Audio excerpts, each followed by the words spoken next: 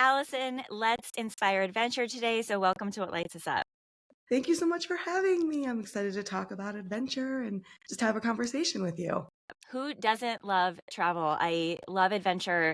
I lost my job last year. And since I lost my job, I've been feeling this calling to travel. I have a huge fear of flying.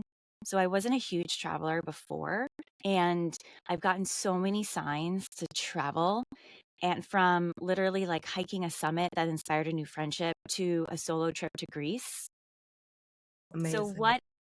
what inspired you to change your career in New York City for one of adventure travel? Oh, wow. That's a great question. And it's really tied to our foundation story. So I'm always happy to share it. It was New Year's Day 2012. And just like many people who set out goals for themselves in the new year, I sent an email to all of my intrepid friends and acquaintances and people that I knew. And I was like, hey guys, I'm climbing Kilimanjaro in a year from now. Who wants to join me? And it was really funny because all the people I sent the email to, only my female friends and acquaintances were interested in doing this. So we rounded up about a group of 10 of us, and we happened to be all female. And when we knew that we were going to be a group of all females, we were like, well, we should tie it to like a female cause, similarly to how people like run marathons for charity. We thought that there could be a tie in, but we didn't want to force it. We naturally got connected to this women's vocational school at the base of Kilimanjaro, and we ended up raising money for their programming. And then when we went to Kilimanjaro and climbed as a group of 10 of us, we actually all reached the summit at the same time together. And then when we came down, we actually learned that we had reached our fundraising goal for the school the same day that we reached the summit. So it was like these two goals that we were achieving at the same time in connection of women and in support of women. And it just felt very organic and like, oh my gosh. And so Danielle and I, one of the women on the trek, we looked at each other and we were like, we have to hold on to this feeling. Like we can't go back to New York City and just go back to our careers there. We have to recreate this and share this and keep doing this because this is super powerful. And so we did. We we got back to New York and started putting all of our energy into like, how do you start a business? We were like 27. I think I was 27 and she was 30 at the time. And yeah, we didn't know anything about starting a company, but we had the confidence and I guess the courage from summiting a mountain in one of the 7 summits to, you know, quit that stable career path and put it all into starting a company. And 6 months to the day late, we were back out in the world scouting new locations and putting all of our energy into creating this company. So really it was the power of women coming together and wanting to recreate that and share that in more spaces. It really does inspire you to think like anything's possible, right? Doesn't it? It's Yeah. like you step out of your normal mundane day-to-day life and you're like, okay, I had such a sense of accomplishment that I just hiked this mountain. Were you a hiker before? Not a huge one. I mean, I always loved the outdoors and I was an athlete, but I wasn't like this Boulder, Colorado, like mountaineer, like, climber or anything. We certainly headed up to the Hudson Highlands and went on training hikes before Kilimanjaro, but I would not have considered myself like an avid hiker w- before Kilimanjaro. And then, of course, that changed the trajectory of our life. But you're absolutely right that it's the sense of accomplishment and it's stepping outside of your normal path that you don't get in your everyday life. You don't get those raw, vulnerable, kind of like primitive, real raw and primitive moments very often in your life where you can be that vulnerable, especially with a group of strangers. Half the group that came with us were actually women we didn't know. 5 of us were from New York and 5 of us were from South Africa. And the 5 from South Africa, we actually met when we got there. They somehow heard about us going and through friends of friends of friends. And that's how, but we didn't know them. So it was like really cool that we were doing this also with like a total group of strangers that quickly became very connected and friends of ours. So That's incredible. yeah. And you touched on something else I wanted to talk about. When you think about it, when you're doing your everyday life, everyone goes through this. You're in an email, You get up, you run an errand, you get your coffee, you have a regular daily routine. That's a normal life. And then I did a simple thing. A couple weeks ago, I went back to college to visit friends I hadn't seen in 20 years. And a girl that actually didn't graduate college with me, I knew her from here, from LA. And she said, "Do you want to come to dinner with me one night with my friends?" And I said, "You know what? Sure. I'm a yes person lately. If I get an invitation, sure, I will say yes. I want to meet new people." So I go to this restaurant. I show up. I'm the first one there before them. So I ask the host for the menu. Totally normal thought. I'm looking at the menu, and the items on the menu have these like Italian words, more than normal. And so I started asking questions to the host stand, and he said, "You know what? I don't really know. I'm not really able to answer you." So I didn't think anything of it. We sat and had dinner. And at the end of dinner, the chef comes over and he was like, "I heard that you were asking questions to the host." And I said, "Yes." I said, "I wanted to know the story behind the menu and the food. Are you Southern Italy? Where do you come from?" Because a huge passion of mine is food. He lit up like a Christmas tree, and the energy that he brought out explaining how passionate he was about pizza and how he learned to make pizza. The three girls at the dinner table were watching us like eating popcorn, like, "Oh my God, this is like the most amazing conversation." Like the two of you, he was showing me like the antique plates around the restaurant and what they meant and his passion Oh for my talking God. about it. I left that restaurant. He asked me to taste limoncello. And so I left that restaurant. And I thought to myself, this is a normal, mundane thing. I went back to college to visit friends. I'm in a city that does not have a lot of pizzazz. I'm not in New York City. Yeah. I'm in Syracuse, New York. It's cloudy, it's gray. I'm in this Italian restaurant, like this normal activity, day-to-day activity. But because I'm stepping out of my comfort zone, I went into this restaurant. I asked a question because I was curious. I left so I left. I went to my friends. I said, "Oh my God, I met this person. He was so passionate. He inspired me so much. I wanted to Oh, go back and like have a podcast interview with him and like cook gnocchi with him in the beach." Like I was just so like he was the most adorable person. But it makes you love that. think like that high of that, even if it's a connection or that amazing trip you take that show that sense of accomplishment, like you want that high all the time, but it's not realistic to have all the time. Like how can we find Right, joy, right? Like in right, the mundane moments of life while we're waiting for those big moments. right. And I think that that hits on something that I talk about a lot is when I started this company, and that's a beautiful story too. And I also love food, so well, I would be remiss not to bond with you over that. But like I started this company with Danielle because we love travel, and I think we originally thought like, oh my gosh, this is such a great way for us to like not be in an office and to get out into the world and spread our wings and travel all the time. But that's also like 27-year-old Allison talking. Obviously, when you start something and you build something, like you're not always going to be able to be out in the field. Also, when you grow something to be too big, you're actually probably not the best, group leader to be out there doing those things. You're running the business.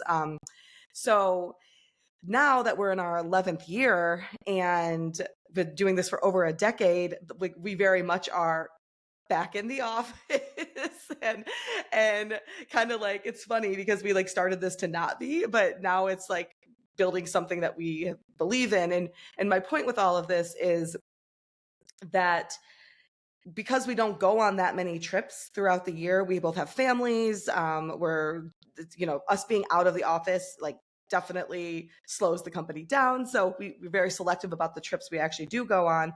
And, but how do we still get that, like, that passion, and how do we still keep like the flame burning throughout the year when we're not, because we get so much inspiration when we're out there when they're doing the big thing, but how do you get those little like micro doses?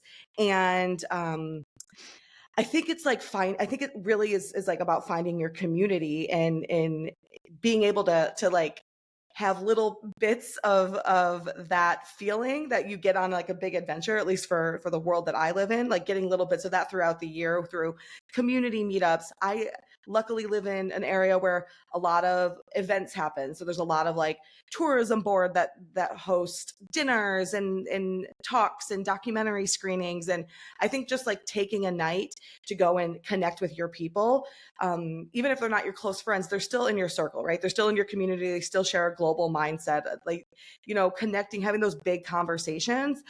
It could be one evening. It doesn't have to be a 2-week trip to East Africa. It can be, you can still fill your cup in smaller doses. And I think the common thread that I have felt throughout that is through community and tapping into your community to to learn and share and grow together. And that can be big or small. You've built a huge community, right? I mean, so let's back up to like, how did you sell your first retreat? Because now looking at your network, you have literally people all around the world, like anyone that wants to take any trip around the world, name a place, and you are like connected to that place with a local guide and a local trip ready for them to take. How did Yeah. you start from the very first Yeah, trip?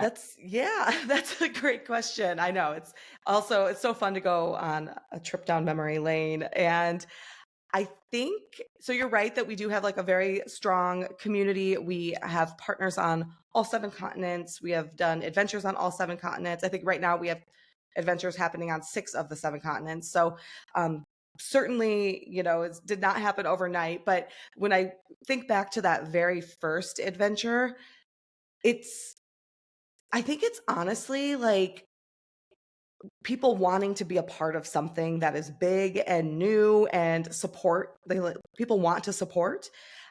So what Danielle and I did was we obviously climbed Kilimanjaro the first time, and that was with the group that I already told you about, and that was when our lives were changed forever. And then we actually, in the scouting trip that we took, we did a 2-month scouting trip to like find our partners and to kind of do the trips before we brought on customers. And so we went back to Kilimanjaro and did it again, just the two of us with our guide team. And then the third time we were going up, it was going to be with paying customers. And we centered the trip around International Women's Day. And we summited the mountain on International Women's Day, March 8th. And I think people wanted to just be a part of something big, something new. There were definitely like very close degrees of separation for almost everyone that came. Like, people I went to college with, people that Danielle like worked formerly in advertising with. So there were definitely, but they weren't like best friends that joined us necessarily, but it was like some degree of separation, but like you could kind of track. But what was wild is that there were, I think, 30 women that joined that very first trip, and they were from 11 different countries. So even though it was, some degree of separation from us, but not far, it was wild that there was such a diverse international group that wanted to be a part of this. And yeah, I really just think it was like them believing in like two new entrepreneurial women, and people like to, contrary to what I think a lot of people think, I think people do like to support. People do like to be a part of something, be the first. So you're out hiking. You're with these guides who maybe speak a different language or from different cultures.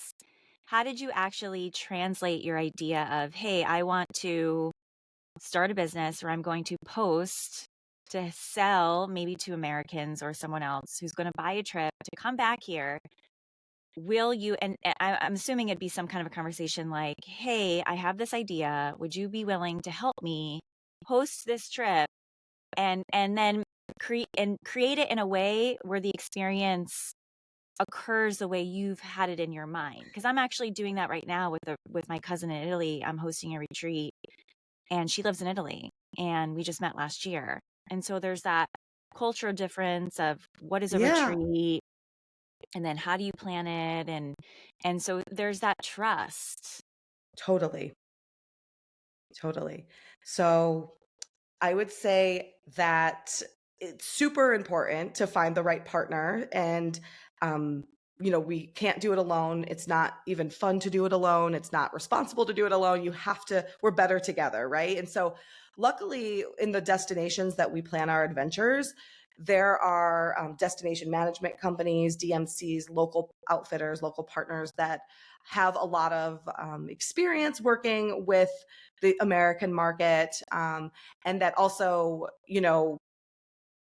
it's kind of like an interview process. Sometimes it's like it works great the first time and you meet somebody and you're like totally jiving and gelling and they're picking up what you're putting down. And then sometimes, you run a trip and you're like, okay, they don't quite understand our vision, and it's a trial and error. Like, I think we've worked with probably like 5 or 6 different Kilimanjaro outfitters until we found the one that was like our match made in heaven, and now we work with a women-owned outfitter, and it's like she totally gets it. She's wonderful, like wants to collaborate with us on big ideas. So sometimes it's not always like rainbows and butterflies. Like sometimes you do have to work through kinks and find new partners if the current one isn't like working as well as it should. But for the most part, like you just get really good, you kind of learn what to look for. Like if they share a similar value set, like we're really big on sustainability and making sure that we're always super responsible, leaving places better than we arrive to them, practicing leave no trace principles, educating our customers to do the same. And like we need the guides and the local team to be practicing these things too, and when there's like a opposition to that, like that's where things come to a head, right? And so hopefully these are things that we can work out even before we hit the ground running. But sometimes things happen on trips and you have to like go back to the drawing board and maybe find somebody that is a better fit. But I would say that like definitely there's a lot of like Danielle and I we lead with our gut instinct a lot, and feelings that we get from people, and most of the time it works out really, really well. And I would say also this industry, like being in the adventure travel tourism space, like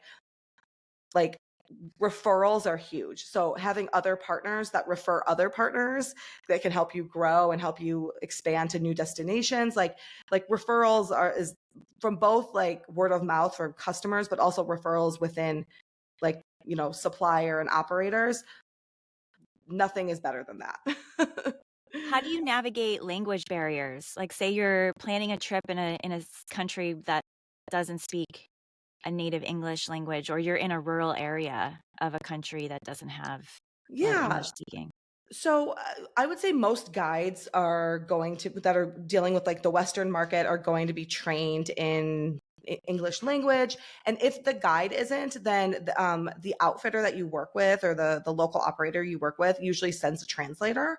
So these are very, sophisticated operations generally, where we've done all the due diligence and all the research to find the right partner to make sure that these things are not an issue. And certainly there are certain places that we go to where the local guide doesn't speak English, but that's totally fine because we bring a translator alongside. And sometimes that's even better because it's like a super hyper like local experience, Right. But yeah, the language barrier really isn't much of an issue on our adventures. And I think that's because of the level of training and just kind of sophistication that a lot of the local partners have. And what do you think we can find by immersing ourselves in a local trip? I think it's very important to sort of go into an area where it's off the beaten path and you really truly learn how someone lives, and it opens your eyes to a different culture than your own. Yeah, I mean, I think this is what fosters empathy in our world. I think that the problem oftentimes in the world we live in is that we are fearing the other and we are othering people. And the problem with that is a lack of exposure to things and people and cultures and ways of life that are different than you. And so certainly our adventures are big adventures, but we do exactly that. We try to get people off the beaten path to learn, grow, push themselves, learn a new way of life, learn a new way of cooking, a new way of speaking, a new way of thinking, a new way of smelling, like it activates all the senses. And I think that ultimately that expands your worldview and your world just gets bigger, and you you're just a more empathetic, global minded citizen, ultimately a better citizen for the world, a better, champion for this world. And that's what we all need, is more empathy, because I think we're living in really divisive times, and empathy is the thing that I think all of us, could stand to use more of. Totally, totally. So let's go back to like, okay, you're traveling around the world, you're meeting these guides and designing these trips. First, it was Kilimanjaro. How did you actually sell your first trip? Oh, okay. So I think we sold our first trip. Ooh, I mean, we built a website and we put it on our website. And again, I think it was just like Danielle and I being super excited about this passion that we had, about this experience that we had, that we needed to share with others, like bring women together to step outside their normal path, get really outside their comfort zone, achieve a goal together, build each other up. I think that Danielle and I's world has always been kind of like, I went to an all women's college. Danielle has she's got a background in advertising, and we've always surrounded ourselves with really like wonderful women, really supportive women. And that's always been our world. So like when people talk about like, well, isn't it like catty and petty? And I'm like, no, that is not what women are in my life. Like this isn't the stereotype of like cattiness and pettiness. I'm like, this doesn't exist in my reality. So we wanted to show the world like, this is what women are. Women actually are naturally very supportive of each other and lift each other up and adjust each other's crowns, and so when it came to selling, I think it was really just like we learned how to make a website. We learned how like e-commerce works. It really came down to like the nitty gritty of like getting the credit card processor and doing all of that, like boring business stuff that has to be done to be able to like achieve your vision. And yeah, we just put it out on our social media networks. I emailed people. I put it on Facebook. I put it on Instagram. I actually don't even know if Instagram was that popular back then, but we put it on all the channels. I think we put it on like meetup.com when Meetup was like, I think Meetup is still very popular, but like, that was kind of getting its footing. And yeah, it's like, again, I think people were just picking up what we were putting down. It was like people in our lives were like, wow, I want to be a part of this. I want to support this vision and be a part of it. Like be a part of this first ever International Women's Day climb on Kilimanjaro. That's incredible. And you have to build trust, right? Like you're putting yourself out there and you're marketing your idea, and then someone has to trust you to actually come along on the trip, that it's going to be planned, that it's going to execute. And then there's that level of trust in yourself. I'm going through that now where it's like, okay, I want to be able to execute this the way that I envision it. And it is my first retreat. Like I'm sure you went through that where it was like, this is my Totally. first hosted trip. Totally. Totally. And that's where it comes, because I mean, Danielle and I can't lead a group of 30 women up Kilimanjaro. So that is where the local partner, and having done it 2 times before, um, definitely instilled trust in people. So then when Danielle and I would do sales calls or email or, do like Zoom calls, actually, I don't think Zoom calls were even popular back then, but we would get on calls with people to tell them about it. We had firsthand experience, not just once, but twice, both from being a customer as well as looking at it through a business lens. So that instilled trust, and having the experience with the local team. And, this would be our 3rd time going back. That instilled trust. And then I think it was just like, again, if you're passionate about something, and this is, I mean, it's like your child, right? Like we we birthed this child, and you want to protect it, and you want to give it like all the tender love and care in the world, and you're not going to like cut corners, and and I think people understand that when something is your passion, like you're giving it your all. And also I think people also offer a lot of like grace and understanding when they realize that it's like me and Danielle doing this. So if something did like go awry, or like something, like a mistake happened, like not anything crazy, but like they also understand that we're human, and that the people operating this trip locally are human. And so there's a lot more grace and understanding, and like almost like forgiveness, I think, when there's individuals behind it, and like they see the humanity behind it. And that's actually something that's really interesting, because now that we don't go on the trips, I think for the most part, like, there's 99% is like glowing reviews, and everyone's like so happy, but you always get the random person here and there where complain about things, and I think like they think we're this huge conglomerate. They see our beautiful website and they see this like strong social media presence, and they don't, I mean, we really are still like me and Danielle behind all of this. We have a team now, and we've got, we've built out, but it's still just the two of us, right? And so it's really funny how like when we're on the trips, it's like nobody ever complains about anything because they're like, oh, it's like humanizing almost. What So yeah. Where has been your favorite trip? I mean, Kilimanjaro Oh, probably is up there, but out of all the mm, trips you host, like what inspired you to branch out into other parts of the world? Because you do all around the world. yeah. So I would say that, I mean, certainly I've climbed Kilimanjaro 9 times. So I obviously So keep going back for a reason. I feel like Kilimanjaro is always going to kind of like take the cake because it's this sense of accomplishment that you can't get anywhere else. But that's also like easy for me to say because I keep going back and I have these like, new experiences every time I go. I would say that like outside of Kilimanjaro, I really loved the Galapagos this year. Like I've actually been to the Galapagos even before WOA was started, and I got to go back.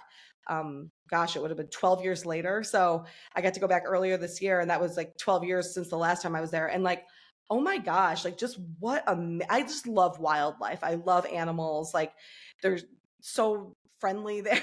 And like they want to swim with you. And it's like, and it's like the local community like loves their land and wants to protect their land, and you just have such an appreciation for Mother Earth. And so that really was like a core life moment for me, going back to the Galapagos. And that's a newer adventure for us as well, which we just finished our second Galapagos adventure like 2-3 days ago. And wow. I think it's an itinerary that's going to stick for a while. So how do you stay connected to all the trips that you do host around the world personally now that you're not able to go actually physically?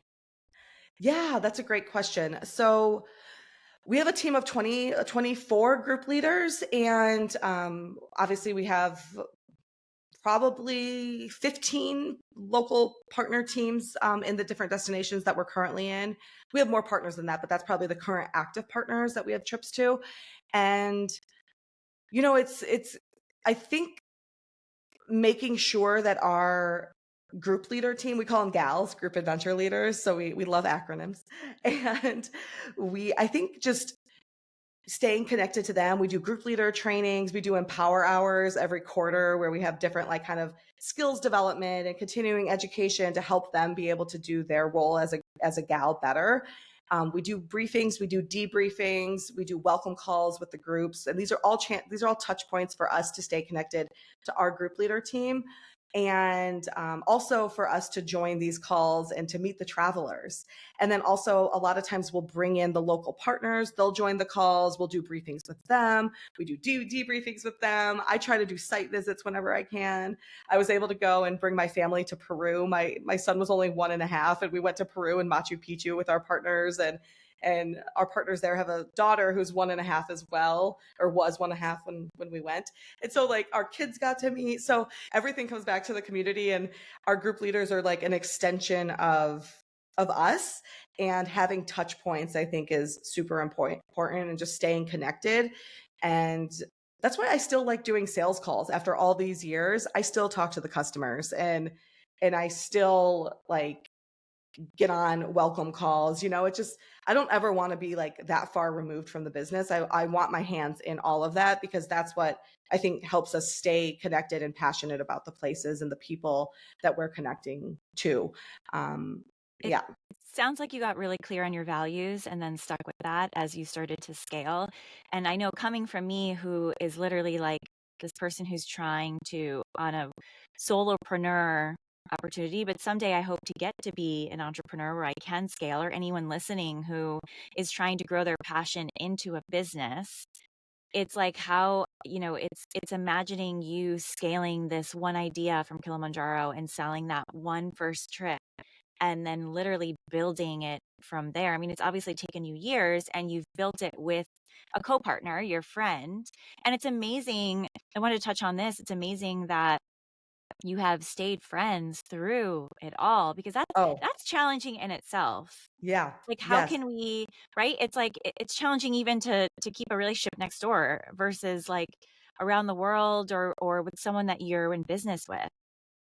And I think you nailed it on the head when you said that we have identified our values. And that is honestly what it is. We are unwavering in our commitment to the local partners. That's why we don't ever build a trip to just go one time, because we're invested in these places. These are like our family.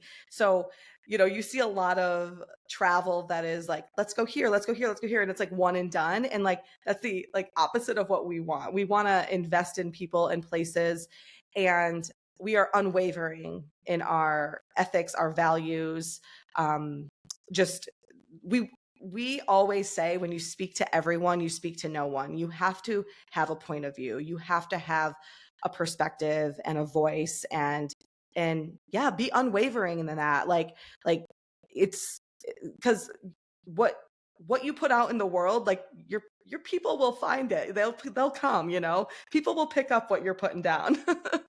So I definitely think it's what it is. You have to have a point of view, you have to have a perspective, you have to have guidance, and we have been unwavering in that, and that's from our partners to our trip design, to from the moment somebody comes on our website, they understand who we are, to when they jump on a phone call with us, to when they meet the group and a welcome Zoom call, to getting on the ground in destination. Like, we want them to have a seamless, continuous experience, and we want them to feel like the tender love and care and our values throughout that whole experience. And I think that's super important. And we would not be able to do it without each other. Danielle and I would not be able to do this or want to do this without each other.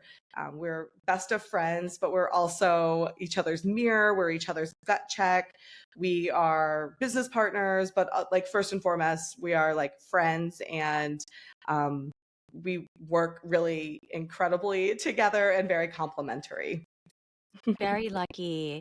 So how can we step out of our comfort zone, talking about taking that step, taking that trip, going for that job, taking that passion and actually making it an idea?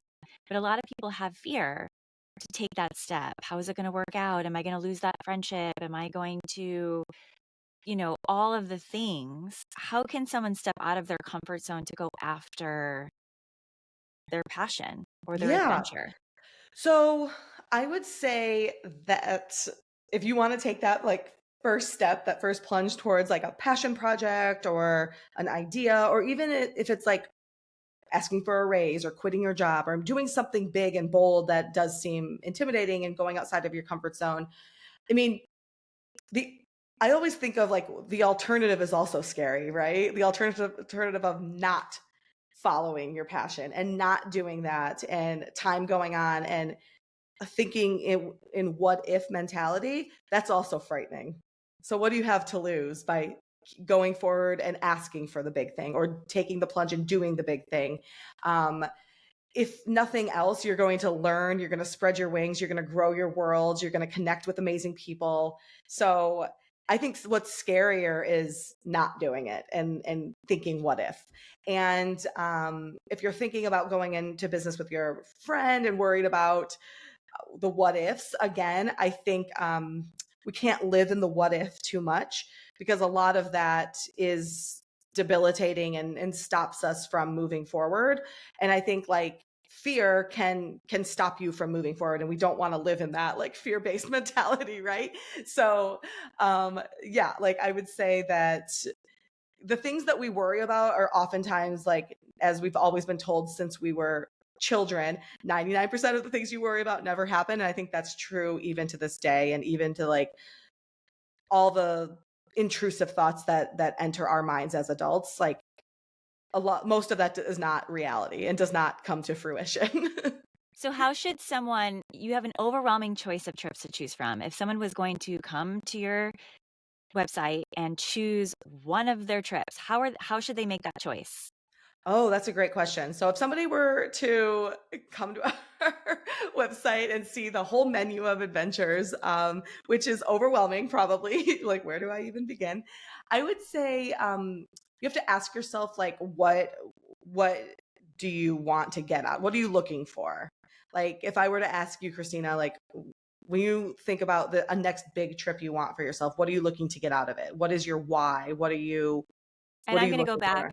and I'm going to go back to my values and say connection, food. I want an experience with food. I want a little bit of adventure and I want to experience local culture.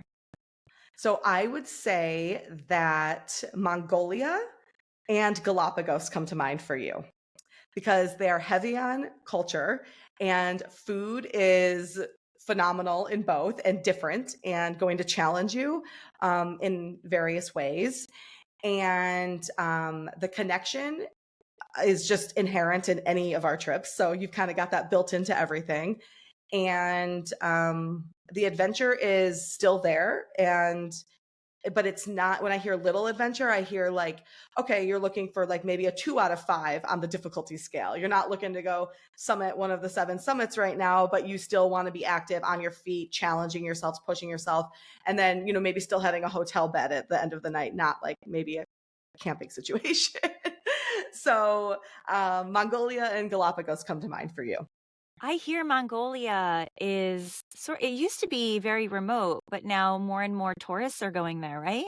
Yeah, and it still is very remote, like the Gobi, the Altai, like it is a very remote destination. But I definitely think that, yeah, there's more like international flights into Ulaanbaatar, and you are seeing more of Mongolia for sure. And we found such an incredible local partner in Mongolia, like just speaks to our soul. So that was a trip that, we didn't know if it was going to make it. Again, our goal is always to keep trips on our lineup because we want to keep the relationship and keep investing in our local partners. But we were kind of like, it started off strong and then we had to shut it down because of COVID. Nobody was traveling. And then when we kind of revamped it back up, it was kind of like a slower, like sell. And then now we have a pretty steady, like incoming of travelers to Mongolia. So I think it's there to stay, which I'm super excited about that we can Very, continue to very support. unique place to go. So, Yeah. like you said, everyone's journey is their own. My decisions to take a trip is different from someone else's. How can we find our journey to what lights us up? Oh my gosh. How can we find our journey to what lights us up? Well, I mean, we have to stop and oh gosh, this is a really big question and I don't even know if I have the insight to answer it. So, I think about what gets you out of bed. What makes you excited? Is it going to brunch with your friends? Is it going to a workout class? Is it running a race? Is it going hiking? Is it book clubbing? And on a career level, think about that too. Like, what are the things that you love about your career path? What are the things you don't love about your career path? How can we find more joy in all of that, both career, professional, personal, and tap into that. Like, have you ever hung out with people and like you left it not feeling the best, or you're like, that doesn't, this gathering didn't fill my cup. Like, less of that and more of surrounding yourself with people and experiences and things that you feel good about when you walk away from it. And I think that is like part of that gut feeling. Like, if something doesn't feel right, like, don't do it. Like, we only have so much time on this earth. Let's just keep pouring more into the things that make us feel good and not pouring into the things that make us feel bad.